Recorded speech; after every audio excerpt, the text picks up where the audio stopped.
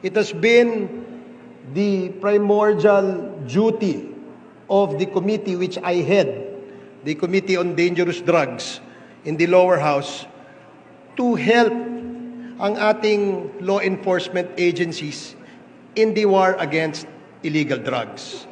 Napakaswerte po ng Pilipinas dahil nagkaroon ho tayo ng pagkakataon na magkaroon ng isang presidente na ang advokasya ay labanan ang ating problema sa droga.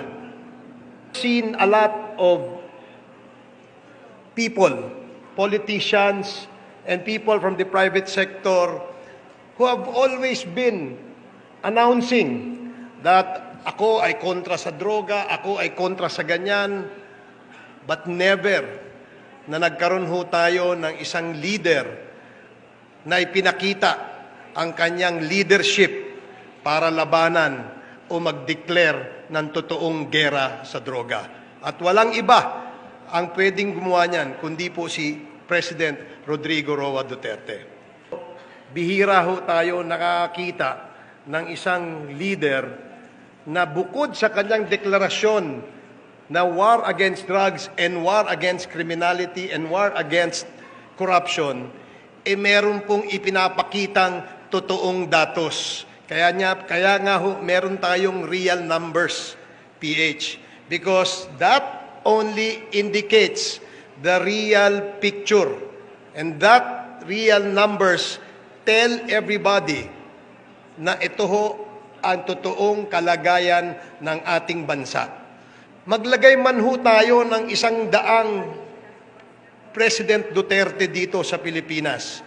Ngunit kung hindi masusuportahan ng private sector, hindi masusuportahan ng ating ahensya, palagay ko, hindi ho magsasucceed at hindi ho magiging victorious ang ating leader kung ganon.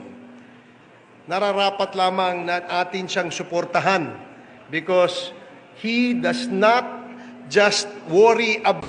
May mga nagsasabi na maganda ang mga naganap na patayan sapagkat mga drug lords naman po ang napatay o ang mga adik na kriminal. Subalit sa aming investigasyon, lumalabas na may mga ibang drug lords nga na napatay, subalit iilan lamang, samantalang madaming mga malalaking drug lords ang nagpatuloy sa kanilang gawain at naprotektahan pa ng gobyerno at nabigyan pa ng titulo imbis na maimbestigahan.